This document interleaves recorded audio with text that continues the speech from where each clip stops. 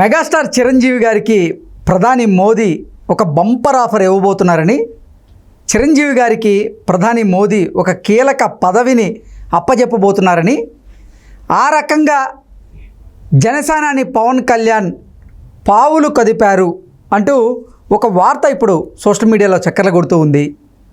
నిన్న మొన్నటి వరకు చిరంజీవి గారికి గవర్నర్ ఇవ్వబోతున్నారంటూ ఒక వార్త, లేదు మోదీ గారు చిరంజీవి గారికి రాజ్యసభ అవకాశం ఇవ్వబోతున్నారు అంటూ మరికొన్ని వార్తలు వస్తున్నటువంటి నేపథ్యంలో వీటి మీద మనం విశ్లేషణ చేసుకునే ప్రయత్నం చేద్దాం. ప్రస్తుతం మనతో పాటు ఉన్నారు తెలుగుదేశం పార్టీ అధికార ప్రతినిధి సూర్యదేవర్ లత గారితో మాట్లాడదాం. లత గారు నమస్తే అండి. నమస్తే.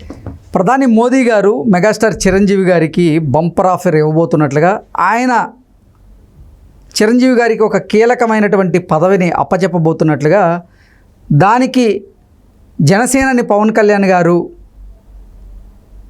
కీలకంగా కృషి చేసినట్లుగా ఒక వార్త ఇప్పుడు సోషల్ మీడియాలో చక్కర్లు కొడుతూ ఉంది. ఇంతకీ ప్రధాని మోదీ గారు చిరంజీవి గారికి ఇవ్వబోతున్నటువంటి ఆ బంపర్ ఆఫర్ ఏంటి, ఏ పదవి అప్పచెప్పబోతున్నారు అంటే ఏం చెప్తారు? ఇక్కడ మనం చూస్తే చిరంజీవి గారు కూడా ప్రజారాజ్యం అనే పార్టీ పెట్టారు. పార్టీ పెట్టినప్పుడు ఆయన అంత ప్రచారం చేసి అంత తిరిగినప్పుడు 18 సీట్లు ఎమ్మెల్యేలు గెలవటం కానివ్వండి, తర్వాత ఆయన కాంగ్రెస్లో విలీనం చేయటం కానివ్వండి, పార్టీ అక్కడ ఉండటం కానీ జరిగింది. రాజ్యసభ కూడా చేశారు కదా కాంగ్రెస్ నుంచి. తర్వాత కొద్ది రోజుల వరకు ఇప్పుడు ఏ పార్టీలో ఉన్నారని కూడా తెలియదు, స్తబ్దతగా ఉన్నారు. కొంతమంది ఏమో కాంగ్రెస్ పార్టీలోనే ఉన్నారు, ఇంకా కాంగ్రెస్ పార్టీకి చిరంజీవి గారు రిజైన్ చేయలేదు కొంతమంది చెప్తున్నారు. అదే రిజైన్ చేయలేదు, ఇప్పటి వరకు అయితే పార్టీ రిజైన్ చేయలేదు. సో అందుమూలన అంటే ఆ పార్టీలో ఉన్నారా లేదనేది కూడా కొంతమంది, అంటే యాక్టివ్ గా లేరు కదా, రాజకీయాల్లో యాక్టివ్ గా లేరు, సినిమాలు చేసుకుంటా ఉన్నారు. సో అందుమూలన ఆయన ఏ పార్టీలో ఉన్నారనేది కూడా ఇంకా, అంటే రాజకీయాలకు నేను దూరంగా ఉన్నాను కానీ రాజకీయాలు నాకు దూరంగా లేవు అంటూ కూడా చాలా సార్లు ఆయన చెప్పిన సందర్భం చూసాం. ఆయన అంటే మెగాస్టార్ ఇండస్ట్రీకి ఇప్పుడు పెద్ద దిక్కులాగాను అన్ని ఇది చూసుకుంటున్నారు కాబట్టి తెలుగు ఇండస్ట్రీ నుంచి అయితే చిరంజీవి గారు అయితే బాగుంటుంది అనేది అయితే అందరూ అనుకుంటారు కాబట్టి, సో ఆ ఉద్దేశంతోనే ఆయనకి రాజకీయాల్లోకి అందరూ కూడా అన్ని పార్టీలు కూడా ఆహ్వానించడం జరుగుతూనే ఉంటాయి ప్రతిసారి కూడా. సో కాంగ్రెస్ అయినా అవ్వచ్చు, బీజేపీ అయినా కూడా అదే చేయవచ్చు. కానీ ఇక్కడ ఏమిటంటే ఇప్పుడు అనూహ్యంగా పవన్ కళ్యాణ్ గారు రాజకీయాల్లో ఆయన క్లిక్ అవటం కానివ్వండి, ఈరోజు 21 మంది ఎమ్మెల్యేలు సీట్లు ఉండటం కానివ్వండి, రేపొద్దున రాజ్యసభకు పంపించే అవకాశం కూడా ఉంటుంది కదా, ఆయన వాళ్ళ బ్రదర్కి సపోర్ట్ చేసే అవకాశం ఉంటుంది. సో ఆ పార్టీలో ఇప్పుడు ఏదైతే ఒకవేళ ఉన్నా కాంగ్రెస్లో ఉన్నా కూడా ఆయన రాజీనామా చేసేసి బయట రమ్మంటారు, వచ్చి ఆయన రాజ్యసభకు వెళ్ళమంటారు. ఎందుకంటే అక్కడ తమ్ముడు సపోర్ట్ ఉంది, బీజేపీ సపోర్ట్ ఉంది. సో బీజేపీ కూడా ఏంటంటే మొన్న చూసాం పవన్ కళ్యాణ్ గారును చిరంజీవి గారిని పరిచయం చేయటం, ఆ విజువల్స్ కూడా చూసాం. సో ఖచ్చితంగా బీజేపీ పవన్ కళ్యాణ్ చిరంజీవి గారిని అయితే పార్టీకి ఆహ్వానించేటట్టే కనపడుతుంది.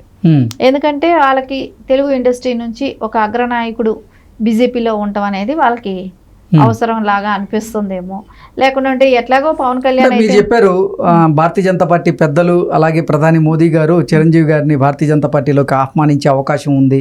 ఎందుకంటే తెలుగు చిత్ర పరిశ్రమలో చిరంజీవి గారు పెద్ద దిగ్గా ఉంటున్నారు కాబట్టి ఆ పెద్ద దిక్కు అనేది పార్టీకి అవసరం అని భావించే ప్రధాని మోదీ గారు చిరంజీవి గారిని భారతీయ జనతా పార్టీలోకి తీసుకునే ప్రయత్నం చేస్తున్నారంటూ మీరు చెప్పిన నేపథ్యంలో, ఆ ప్రయత్నంలో భాగంగానే చిరంజీవి గారిని రాజ్యసభకి కానీ లేదంటే అసలు చిరంజీవి గారికి గవర్నర్గా అవకాశం కల్పించబోతున్నారా ప్రధాని మోదీ గారు అంటే ఏం చెప్తారు?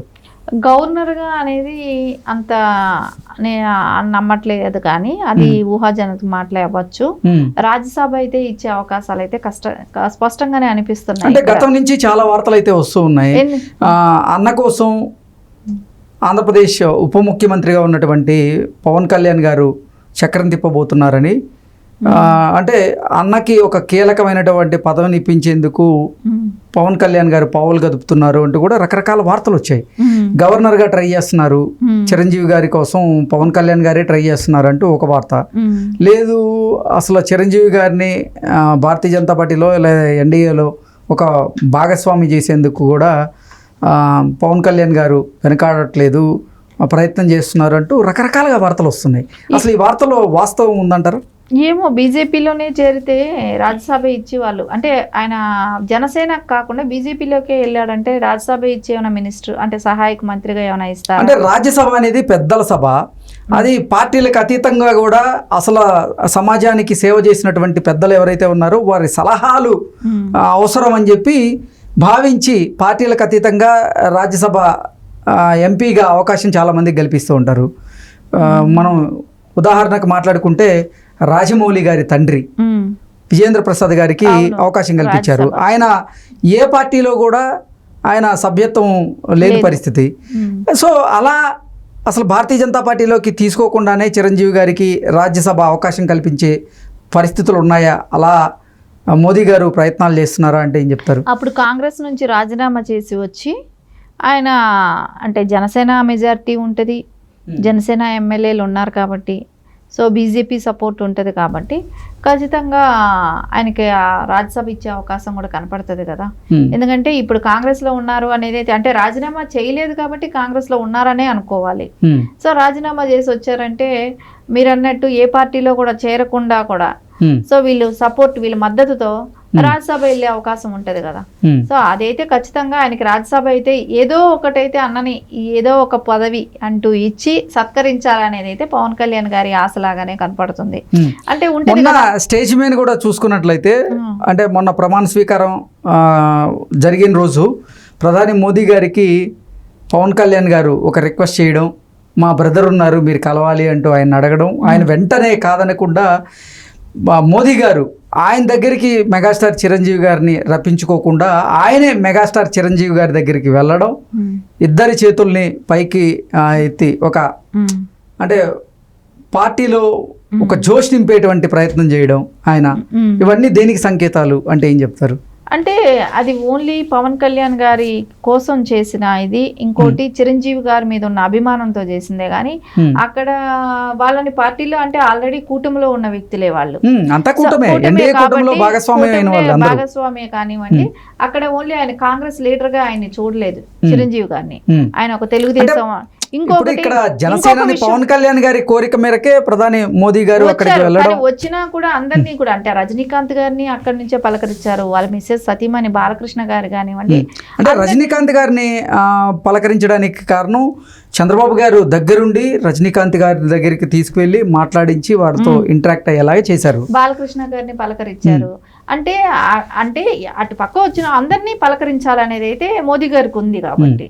సో ఇక్కడైతే పవన్ కళ్యాణ్ గారు వాళ్ళ బ్రదర్ గురించి చెప్పటమే కానివ్వండి, చిరంజీవి అంటే అసలు మెగాస్టార్ చిరంజీవి గారు అంటే విపరీతమైనటువంటి స్వామి భక్తి పవన్ కళ్యాణ్కి ఉంది. అన్నకంటే ముఖ్యంగా అసలు చిరంజీవి గారిని ఒక దేవుణ్ణి చూసినట్టు చూస్తాడు, ఆరాధిస్తాడు అంటూ కూడా మనందరం గతంలో కొన్ని వార్తలు చూసినటువంటి నేపథ్యంలో అన్న కోసం ఇక్కడ ఉప ముఖ్యమంత్రి పవన్ కళ్యాణ్ పావులు కదుపుతున్నారు అంటూ కొన్ని వార్తలు అయితే వస్తున్నాయి. దీన్ని ఎలా చూడాలనేది నేను అడుగుతున్నాను. లేదు కదా, ఇప్పుడు వాళ్ళ రాజ్యసభ అనేది వాళ్ళకి వచ్చే అవకాశం ఉంటది కదా.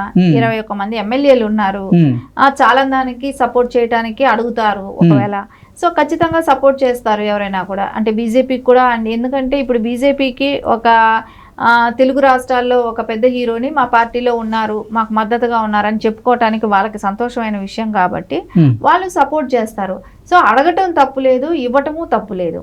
సో అది ఖచ్చితంగా ఇచ్చి పవన్ కళ్యాణ్ గారికి అంటే పొత్తుల్లో ఉన్న నాయకుడు కాబట్టి ఖచ్చితంగా వాళ్ళు ఇచ్చినా తప్పులేదు కదా, ఇవ్వాల్సిన అవసరం కూడా ఉంటుంది.